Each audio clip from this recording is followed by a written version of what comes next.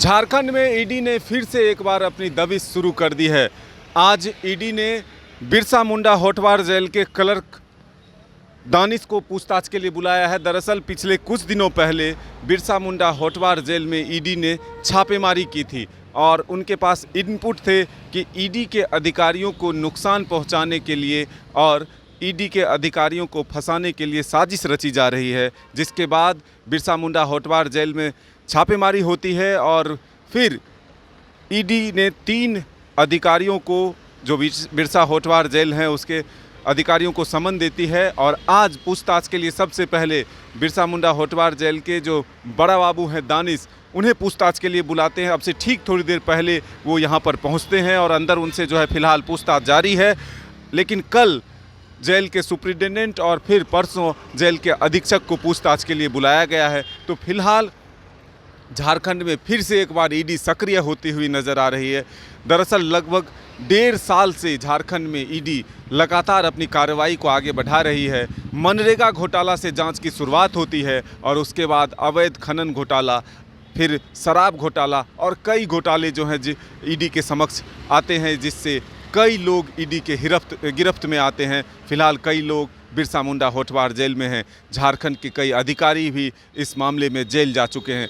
फिलहाल ईडी की तफ्तीश जारी है, लेकिन सबसे बड़ा सवाल ये है कि आखिर जो इनपुट ईडी के पास आए हैं कि ईडी के अधिकारियों को नक्सलियों से साठ-गांठ कर उन्हें क्षति पहुंचाया जाए, उन्हें नुकसान पहुंचाया जाए और उन्हें फंसाया जाए, इसके पीछे मास्टरमाइंड कौन है।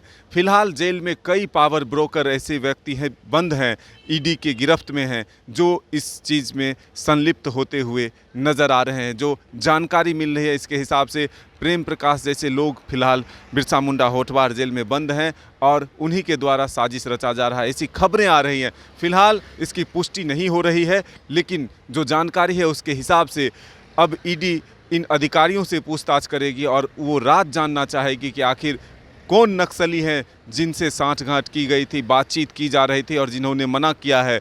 फिर उन पर भी निगाहें रखी जा रही है कि आखिर जो बिरसा मुंडा होटवार जेल में हैं या फिर बाहर में हैं, कौन कौन लोग इसमें शामिल हैं। उस तह तक पहुंचने की कोशिश ईडी ज़रूर कर रही है। लेकिन अब ये भी देखना होगा कि जब इन 3 अधिकारियों से पूछताछ होती है उसके बाद और कितने सफ़ेद पोश के नाम शामिल होते हैं या फिर और कौन कौन अधिकारियों के नाम इसमें आते हैं, क्योंकि फ़िलहाल ये माना जा रहा है कि ईडी की सख्ती जो है वो लगातार बढ़ती जा रही है और कई लोग ईडी के गिरफ्त में आ चुके हैं।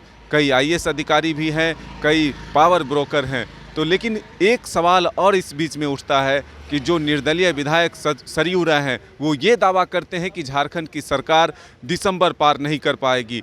ईडी जो कार्रवाई कर रही है वो सही है। ईडी ऐसे लोगों के खिलाफ कार्रवाई की है जिनके पास कुछ न कुछ ज़रूर मिला है। अगर कोई आपत्ति है तो वो सार्वजनिक रूप से ईडी के सामने ले जाए, लेकिन फ़िलहाल ऐसा दिखता नहीं है। और ख़ास करके सरकार पर कई गंभीर आरोप लगाते हुए कहा कि जिस सरकार में भ्रष्टाचार के सबूत मिल जाएं और कोई कार्रवाई ना हो तो ऐसे में फिर उम्मीद क्या की जा सकती है। ऐसे सरकार को सत्ता में रहने का अधिकार भी नहीं है।